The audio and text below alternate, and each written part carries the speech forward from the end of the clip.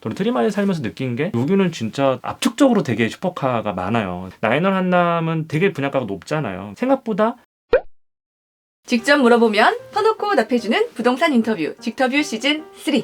안녕하세요, 이주연입니다.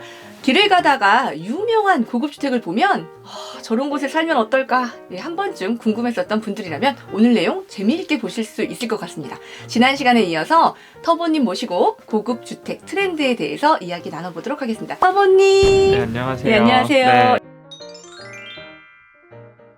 이전에는요, 트리마제에 사시다가 지금은 나인원 한남에 거주하고 계시잖아요. 네네. 고급주택 임장도 많이 해보셨으니까 이제 시청자분들이 궁금하실 게 많으실 것 같아요. 저희가 이제 네네. 거기 갈 때는 약간 이렇게 기분이 쫄리거든요. 네네. 최근에 이 고급주택들이 매물들은 이렇게 기술이나 혹은 안에 서비스가 어디까지 진화했나. 네, 제 생각에는 그냥 예측 가능한 범위 내에 다 있어요. 이제 트리마제라든가 더힐이나 뭐 아크로솔 포레스트나 뭐 나인원이나 이런 데 안 가더라도 그냥 과천에 생긴 신축들, 반포에 생긴 일반적인 신축들하고 비교해 봤을 때 크게 다르지 않아요. 사실 커뮤니티 시설은요. 그러니까 나인원 한남 같은 경우는 커뮤니티 시설이 좀 압도적으로 좋긴 한데 트리마제 같은 경우는 사실은 조이 서비스를 제외하고는 일반 신축급 아파트랑은 크게 다를 게 없다. 조금 다른 점은 뭐가 있을까요? 그러니까 어떻게 보면 트리마제에서 뭐 호텔식 서비스를 한다, 네. 뭐 이런 걸로 되게 광고를 처음에 많이 밀었었어요. 가장 먼저 도입하고 네. 좀 이게 활성화됐었던 것 같아요. 그렇죠, 네. 그렇죠, 맞아요. 실제로 이걸 활성화시킨 단지가 많이 없어요. 맞아요. 거기는 이 가격에 이 밥을 어떻게 주지? 네, 이런 느낌이 네. 들 정도로 나왔는데 네. 다른 데는 사실 거기엔 좀 못 네, 네. 미쳤다. 그래서 밥 안 차려 먹는 건 좀 좋긴 하지만 트리마제가 성공할 수 있었던 요인이 한 끼에 6,000원이라고 하는 가격. 아리팍은 7,800원을 받는데 양은 더 적게 나와요. 두 번째로는 트리마제 사는 사람들이 이제 1인 가구들이 생각보다 되게 많아요. 1인 가구의 비율이 높다 보니까 이게 되게 활성화가 많이 된 게 아닌가라고 저는 그렇게 생각을 하거든요. 맞아요. 음식을 해 먹는 것보다 그냥 네. 달고 먹는 게 네, 훨씬 네. 더 식비 절약돼요. 트리마제가 다른 단지들에 비해서 좀 차별화될 수 있는 포인트다, 이거는 맞는 얘기긴 한데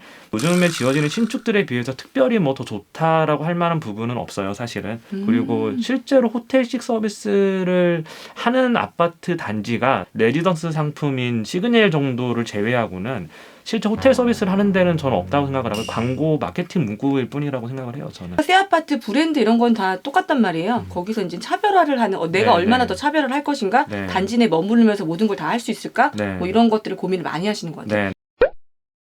고급 아파트랑 일반 아파트랑 뭐가 다르냐 자꾸 물어보시는 분들도 있고, 커뮤니티의 차별화의 요인이 뭐냐라고 물어보시는 분들이 되게 많은데, 저는 그게 공간이라고 생각을 하거든요. 헬스장, 수영장, 그 외에 기타 부대 시설들이 되게 이렇게 여러 개가 있는데, 아리팍 같은 경우도 커뮤니티가 그냥 일반 아파트로 처음엔 지어졌는데 되게 잘 만들어졌어요. 아리팍 가서 깨달음을 얻은 게 하나 있었어요. 제가 그냥 임장으로 가거나 부동산 따라 들어갔다면 아파트 내부만 보고 왔을 거 아니에요. 근데 이제 그날 입주민 분하고 이제 아내를 다 이제 구경할 기회가 있어서 봤는데 딱 엘리베이터가 열렸는데요. 아이가 내려가지고 이렇게 누르고 있었어요. 그러니까 안에서 빨리 어르신이 안 나오니까 이제 우리가 기다리고 있잖아요. 내려가야 되니까. 딱 뭐라고 그러냐면 한 3학년 정도 돼본 아이인데 집에서 어른들이 못 나오고 계시니 먼저 내려가시라고 존댓말을 딱 그렇게 쓰는 거예요. 잘 깍듯하게. 받는 친구네요. 여기서 그냥 무너졌어. 이거 그냥 게임 오버. 야, 이 단지 정말 살고 싶다. 이렇게 가면 사람들끼리 인사하는 단지가 있고요. 엘리베이터에서. 그냥 대면대면한 단지들이 있거든요. 그래서 사실 아까 제가 공간이라고 맞아요. 이렇게 언급한 게 실제로 이제 다 입주를 하고 이용을 했을 때 가보니까 이용을 못할 정도로 붐비는 거예요. 그래서 세대당 커뮤니티 면적이 정말 중요한 거구나라고 느꼈죠. 이런 주택에 가보면요, 주차장에 슈퍼카가 넘치지 않나 이런 생각들을 많이 하시는데 실제로 그런가요? 그 주차장 설계도 일반 아파트하고 좀 다르게 할 것 같기는 한데. 결국은 아파트의 매매 가격하고 그런 좋은 차의 어떤 비율, 이제 슈퍼카라고 하는 그런 비율하고 되게 비례한다라고 생각을 하시잖아요.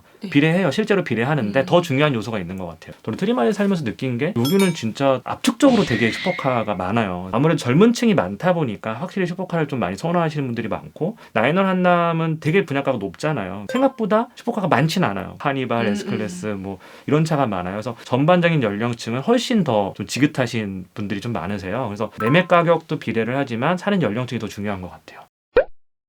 고급주택도 동네에 따라서요. 초고층 아파트냐? 아니면 나인원 한남처럼 이제 저층으로 구성된 단지냐에 따라서 한남도 사실 저층이고 거주자의 특성이 좀 다를 것 같기도 하고 어떤 분들이 어떠한 유형을 좀 선호하실까요? 케이스 바이 케이스긴 한데, 나이가 들어서도 이제 뭐 되게 좋은 뷰를 원하시는 분들도 있고 뭐 아닌 분들도 있고 되게 다양하지만 고층 아파트의 좋은 뷰가 좀 더 많이 가산점을 주고 주거지를 선택하는 분들은 젊은 친구들이 좀 더 많은 것 같아요. 확률적으로 보면 초고층이냐 그냥 저층 아파트냐 이것도 중요하지만 그 아파트 단지에 몇 평대가 주력으로 구성이 돼 있느냐. 누구나 다 주택을 살 때는 예산 제약이 있는 거잖아요. 그랬을 때 내가 최대한 이 예산에서 가장 좀 있어빌리티, 그러니까 있어 보이게끔 있어빌리티?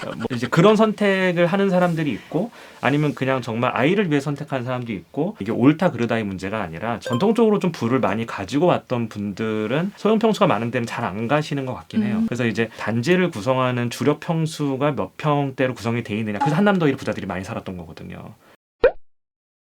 이제 하이엔드 매물 거래에 있어서요. 일반 아파트 매물과 다른 점이 있을 것 같긴 해요. 시세 흐름이라든지 네. 잘 나가는 평형? 네. 수요자들 선택하는 기준? 이게 저희가 생각하는 33평 아파트? 네. 그거랑 좀 다른 게 뭔가 있을 것 같긴 한데 이것도 역시 또 케이스 바이 케이스인데 네. 모든 자산은 미술품도 그렇고 와인도 그렇고 뭐 주식도 그렇고 거래량이 터져야지 자산 가격이 더 많이 상승할 수 있는 거잖아요. 네. 그래서 20평대, 30평대, 40평대가 많이 오를 수 있는 이유 중에 하나가 저는 거래량이 더 많이 터질 수 있는 구간이라고 봐서 그렇다라고 생각을 하는데 주택이 오르는 가격 폭은 워낙 거래량이 적어서 뭐라 이렇게 단정하기 힘들지만 가장 인기 많은 평수가 어딘가를 보면 단층 펜트가 인기가 제일 많아요. 왜 저게 저렇게 가고 싶어하고 인기가 많을까 생각을 해보니까 이걸 대체할 상품이 없는 거예요. 돈 많은 사람들은 많은데. 특히나 슈퍼리치들이 탄생을 하기 시작하면서 네, 네. 그런 분들을 위한 뭔가의 상품들이 지금 나와주고 있는 것 같고 수요도 지속적으로 늘어날 것 같다는 생각은 해요. 아주 소수 마케팅이긴 하지만 네, 그분들이 사실 많아지고 있기 때문에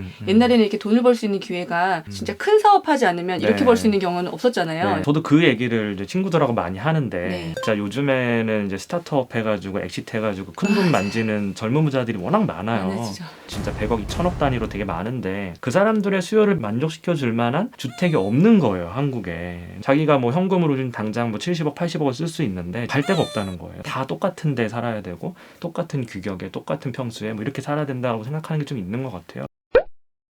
지금까지 터보님과 함께 고급 주택에 대한 이야기를 나눠보았는데요. 여러분들의 궁금증도 많이 풀렸길 바랍니다. 오늘 영상도 도움이 되셨다면 좋아요. 다음 게스트가 궁금하시다면 네, 구독 눌러주세요. 예, 부탁드립니다. 그럼 다음 주에 뵙겠습니다. 네, 감사합니다. 감사합니다.